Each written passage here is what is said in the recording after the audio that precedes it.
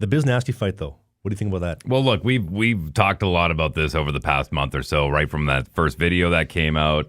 We actually reacted live to it on our Clips channel if you want to go check that out.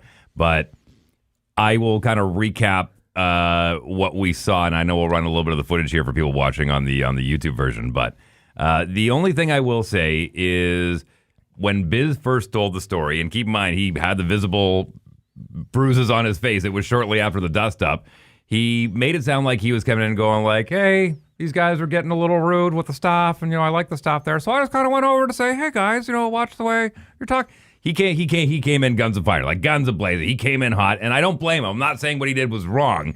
And he took care of business. Like, he stepped in, he stuck up for if they don't give him free meals at Houston's for, like, a lifetime, or at least a few pops every time he comes in, something's wrong. Because I love the fact that he went and defended his local watering hole. Those Irish bums looked pretty bad when they were getting interviewed by the cops after. And I got to give Biz credit, man. Right from the first shot that he dodged, he set up well. Like, the guy's been in enough dust-ups. He knows how to handle himself. But taking down, what was it, 7 guys we counted? Six going on with 7, but unbelievable. Yeah, no, handled himself well. Even when he was on his back, we saw a little Brazilian jiu-jitsu come out in him. He was squaring off. He was walking on his shoulder blades, moving around. He looked like a 2-bit stripper out in the parking lot with the amount of clothes that he lost. But boy, oh boy, did he ever earn that money.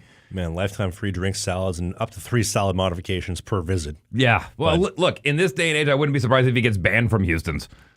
Why is that? Well, you started a fight in our restaurant. I'm not sure we can let you in here anymore, but I'm pretty sure the staff is going to go to bat for him. He did the right thing, sticking up for the crew. Hopefully that's not the case. Yeah, that was super impressive. He took him. Like he said, he gave some, or he took some, but he gave even more. Yeah. Great stance. You mentioned the BJJ, pivoting around on the shoulder blades, keeping them at arm's length, not getting KO'd by the kicks. Also, the dude shooting high kicks, like he's kicking 50-yard field goals and missing 3/4 of them. Yeah, he was a Vegas showgirl out there. Apparently, they didn't show up to the court date. They had a lawyer turn up to the court hearing. Yeah.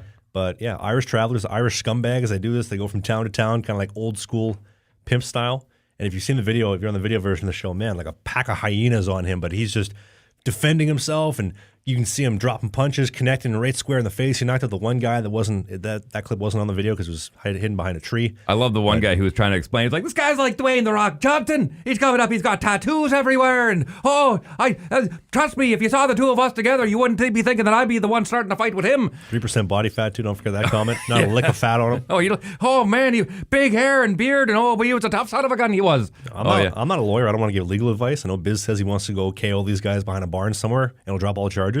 If I saw them with the Dwayne "The Rock" Johnson comment, 3% body fat, good looking, tattoos, I'd probably drop the charges on that one guy. That's comments my ringtone now. Put it as every single ringtone. No, honestly, look, I've said it right from the get-go. If that was my local watering hole, I certainly hope I would have done the same thing and stepped up and tried to defend the honor of the people that I support on a weekly basis or a daily basis. From the sounds of it, no, good on Biz, man. I'll say it again. He represented hockey well. He represented Canada well. He represented himself well. He represented that podcast well. Kudos to Biz. Nice job. How could you not like him after a situation like that? Right?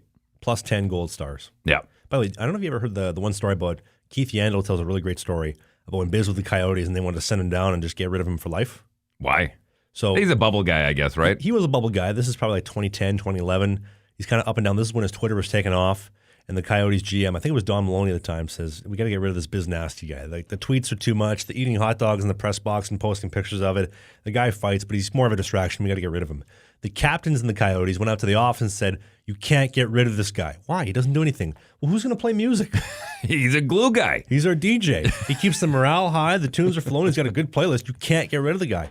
And that bought him 3 more years in Phoenix. I think the best thing he did on social media was when he did the ALS Ice Bucket Challenge and hired the helicopter to go dump a whole bunch of ice water in the mountains on him. I just thought that was brilliant. Was that in Whistler?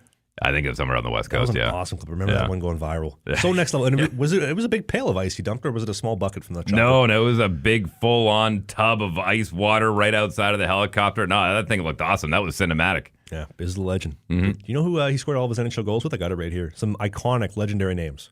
Go for it. First NHL goal, Carey Price. Not bad. Dwayne Rolison, Roy the goalie. Vesa Toskala, Leafs and Flames legend, Sharks legend as well. Justin Peters, the pride of Halifax, Nova Scotia. Antti Niemi, Stanley Cup champion. U.S. All-American, Ryan Miller. That's not a bad list. No kidding. And a game winner against a friend of the show, Jonas Enroth in Buffalo. Was Biz ever a World Junior guy?